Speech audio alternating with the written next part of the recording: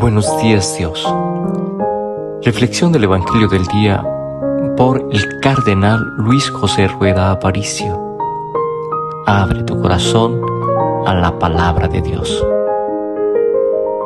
Es hermoso ver bajar de la montaña los pies del mensajero de la paz. En el nombre del Padre, y del Hijo, y del Espíritu Santo. Amén. Qué hermosos son los pies del que anuncia la paz a sus hermanos, y qué hermosas las manos maduras en el surco y en la mies. Grita lleno de gozo, pregonero que traes noticias buenas. Se rompen las cadenas y el sol de Cristo brilla esplendoroso. Grita sin miedo, grita, y denuncia a mi pueblo sus pecados. Vivimos engañados, pues la belleza humana se marchita. Toda hierba es fugaz, la flor del campo pierde sus colores. Levanta sin temores, pregonero, tu voz dulce y tenaz.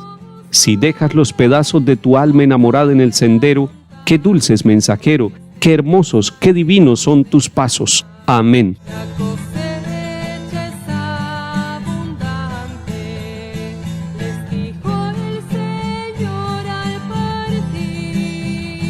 Es hermoso ver bajar de la montaña los pies del mensajero de la paz. Lectura de la carta del apóstol San Pablo a los Gálatas, capítulo 2. Hermanos, transcurridos 14 años, subí otra vez a Jerusalén en compañía de Bernabé, llevando también a Tito. Subí por una revelación. Les expuse el evangelio que predico a los gentiles, aunque en privado a los más representativos, por si acaso mis afanes de entonces o de antes eran vanos. Al contrario, vieron que Dios me había encargado de anunciar el evangelio a los gentiles como a Pedro de anunciarlo a los judíos. El mismo que capacita a Pedro para su misión entre los judíos, me capacita a mí para la mía entre los gentiles. Reconociendo pues el don que he recibido, Santiago y Pedro y Juan, considerados como columnas, nos dieron la mano a Bernabé y a mí en señal de solidaridad, de acuerdo en que nosotros fuéramos a los gentiles y ellos a los judíos. Una sola cosa nos pidieron, que nos acordáramos de sus pobres, y esto lo hemos tomado muy a pecho. Pero cuando Pedro llegó a Antioquía, tuve que encararme con él porque era reprensible. Antes de que llegaran ciertos individuos de parte de Santiago, comía con los gentiles, pero cuando llegaron aquellos, se retrajo y se puso aparte, temiendo a los partidarios de la circuncisión.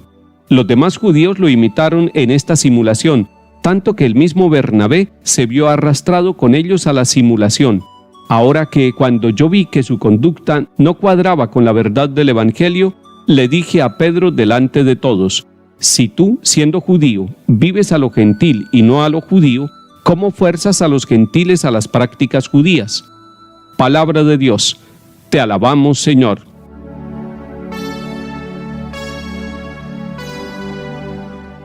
El misionero Pablo, en la carta a los Gálatas, nos está contando su experiencia de fe y su experiencia misionera. Nos está diciendo que sube por segunda vez a Jerusalén. Nos había contado que subió 3 años después de conocer a Cristo y de tener la experiencia cercana con el Señor. Había conocido a Pedro y también a Santiago.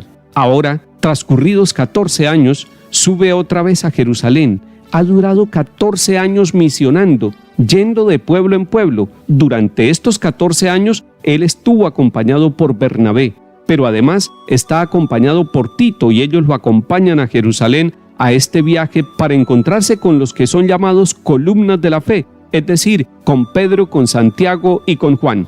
Es muy interesante que un misionero de la calidad de San Pablo, después de 14 años de estar predicando, busque humildemente encontrarse con los pilares de la fe.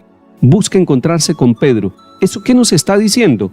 Que Pablo quería saber si lo que estaba predicando, si el evangelio que él estaba anunciando durante todo este tiempo, lejos de los apóstoles, en distintos lugares y con distintos peligros, había sido realmente un evangelio ceñido a la verdad que Cristo quería que anunciáramos, o estaba anunciando una verdad simplemente personal y humana. Es un acto de humildad porque él reconoce que él es humano y que puede equivocarse en la predicación y que por tanto necesita ir a la fuente principal que son los mismos apóstoles.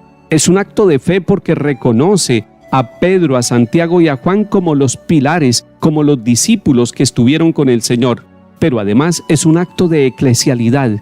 Y por eso es muy importante que nosotros, hombres y mujeres, siendo misioneros, llamados a anunciar el Evangelio con nuestra vida y con nuestra palabra, siempre estemos bebiendo de la fuente que es la Iglesia. Por eso es muy importante que el catecismo de la Iglesia Católica sea compañero de nuestro camino, de nuestra misión y de nuestro viaje, porque podemos tener dudas, pero allí en la Sagrada Escritura y en el catecismo de la Iglesia encontramos las clarificaciones. Y si aún tenemos dudas, tenemos a los sacerdotes, tenemos a los obispos, tenemos a la Santa Sede, tenemos al Papa, para que nosotros podamos clarificar y de esa manera vivamos en comunión esa acción misionera que queremos vivir en el nombre del Señor.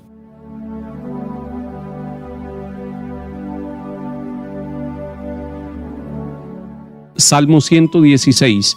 Alaben al Señor todas las naciones, aclámenlo todos los pueblos. Firme es su misericordia con nosotros, su fidelidad dura por siempre.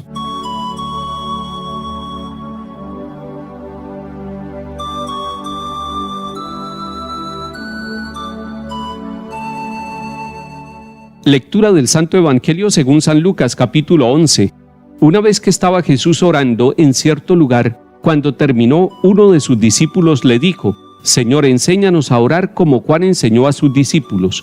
Él les dijo: cuando oren digan: Padre, santificado sea tu nombre, venga tu reino, danos cada día nuestro pan del mañana, perdónanos nuestros pecados, porque también nosotros perdonamos a todo el que nos debe algo, y no nos dejes caer en la tentación. Palabra del Señor.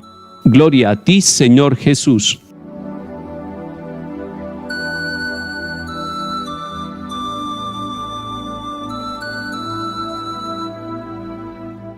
Contemplemos en este capítulo 11 de San Lucas a Jesús orando. Y contemplar a Jesús orando lo convierte a Él en nuestro maestro de oración. Contemplarlo a Él orando nos motiva para la oración. La oración nos hace bien, la oración nos saca de los ambientes de duda, la oración nos da la fortaleza para el trabajo de cada día, la oración nos da la alegría del contacto con el Señor, la oración nos da sabiduría, la oración le da paz a nuestro corazón, la oración nos hace misioneros. No puede haber un misionero o misionera que no ore al estilo de Jesús. Él es el gran misionero, pero es un misionero orante. Jesús está orando, no solamente para darle testimonio a sus discípulos para que lo vean orando, sino porque Él necesita la oración, necesita el contacto con Dios Padre. Los papás y las mamás que son misioneros y los primeros misioneros dentro de la familia también necesitan oración.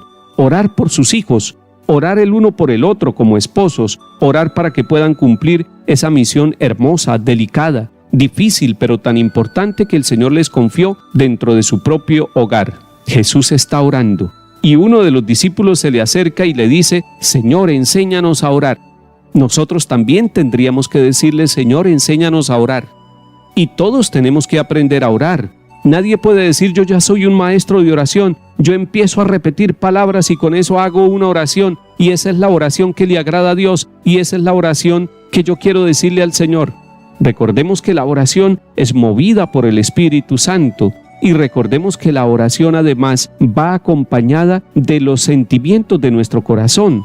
El Catecismo de la Iglesia Católica, en el número 2697, nos habla de la vida de oración. Y nos habla de la oración vocal, es decir, de la oración que podemos decir con nuestros labios.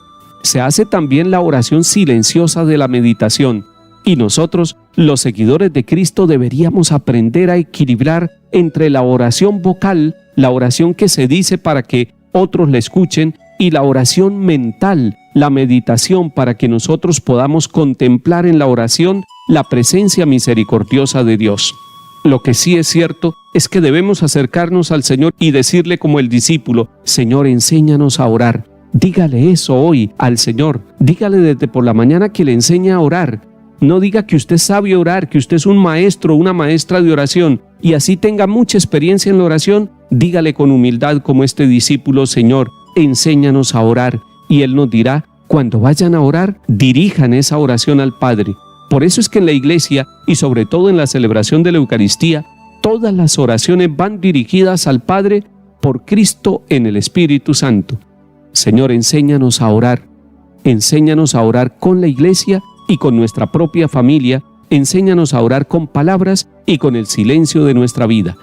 En el nombre del Padre, y del Hijo, y del Espíritu Santo. Amén.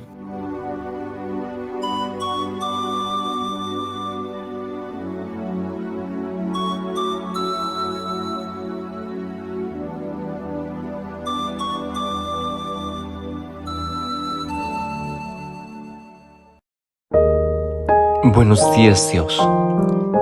Reflexión del Evangelio del día por el cardenal Luis José Rueda Aparicio. Abre tu corazón a la palabra de Dios.